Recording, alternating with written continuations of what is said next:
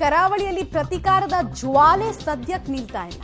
ಬಶೀರ್ ಕೊಲೆ ಆರೋಪಿಗೆ ಮತ್ತೆ ಮತ್ತೆ ಕೊಲೆ ಬೆದರಿಕೆಗಳನ್ನ ಹಾಕೋ ಕೆಲಸ ಆಗ್ತಾ ಇದೆ. ಅದು ಏನ್ anti communal task force wing ಅರ್ಥ ಆಗ್ತಿಲ್ಲ. ಬಿಜೆಪಿಯ ದೀಪಕ್ ರಾವ್ ಹತ್ಯೆ ಪ್ರತೀಕಾರಕ್ಕೆ ಬಶೀರ್ ಹತ್ಯೆ ಆಯಿತು. ಸೊ ಆ ಪ್ರಕರಣದ ಆರೋಪಿ ಶ್ರೀಜಿತ್ ಅಲಿಯಾ ಶ್ರೀಜುಗೆ ಬೆದರಿಕೆ ಕರೆಗಳು ಹೋಗ್ತಾ ಇದೆ, ಪೋಸ್ಟ್ ಅನ್ನು ಹಾಕ್ತಾ ಇದ್ದಾರೆ. 2018ರಲ್ಲಿ ಜನವರಿಯಲ್ಲಿ ಬಶೀರ್ ಹತ್ಯೆ ಆಗಿರುತ್ತೆ. ಸುಹಾಸ್ ಶೆಟ್ಟಿ ಬಳಿಕ ಈಗ ನಮ್ ನೆಕ್ಸ್ಟ್ ಟಾರ್ಗೆಟ್ ಶ್ರೀಜು ಕಾಸರಗೋಡ್ ಅಂತ ಹೇಳಿ ಕಿಲ್ಲರ್ಸ್ ಟಾರ್ಗೆಟ್ ಪೇಜ್ ನಿಂದ ಮತ್ತೆ ಪೋಸ್ಟ್ ಬಂದಿದೆ.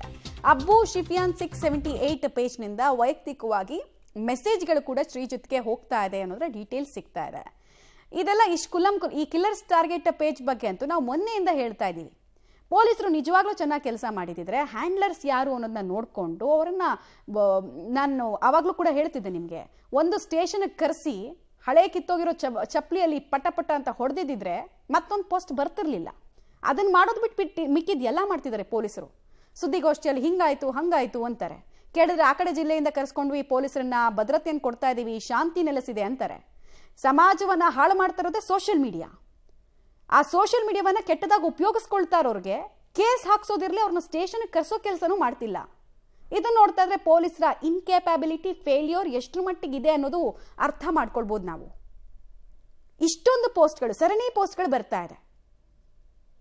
ಇನ್ನು ಯಾವ ರೀತಿ ಪೊಲೀಸರು ಫೇಲ್ಯೂರು, ಇಂಟೆಲಿಜೆನ್ಸ್ ಫೇಲ್ಯೂರು ಅನ್ನೋದನ್ನ ಇನ್ಯಾವ ರೀತಿ ನಾವು ಬಣ್ಣಿಸಬಹುದು?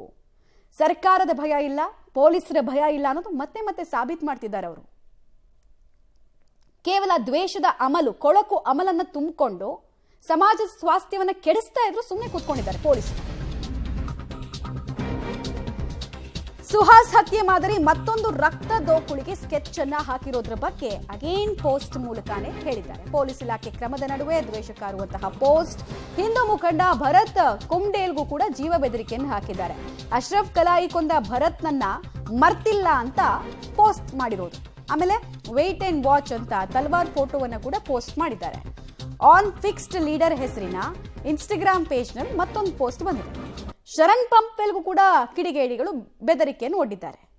ಇದೇ ಪೊಲೀಸರು ಯಾರಾದ್ರೂ ಒಬ್ಬ ಹಿಂದೂ ಮುಖಂಡ ದೊಡ್ಡ ಬಹಿರಂಗ ಸಮಾವೇಶದಲ್ಲಿ ಹಿಂದೂ ಮುಸ್ಲಿಂ ಅಂತ ಮಾತಾಡಿದ ತಕ್ಷಣ ಅವರನ್ನ ಕರೆದು ಕೇಸ್ ಹಾಕ್ಸಿ ಒಳಗ್ ಕೂರಿಸೋಷ್ಟು ಪೌರುಷವನ್ನು ತೋರಿಸ್ತಾರೆ.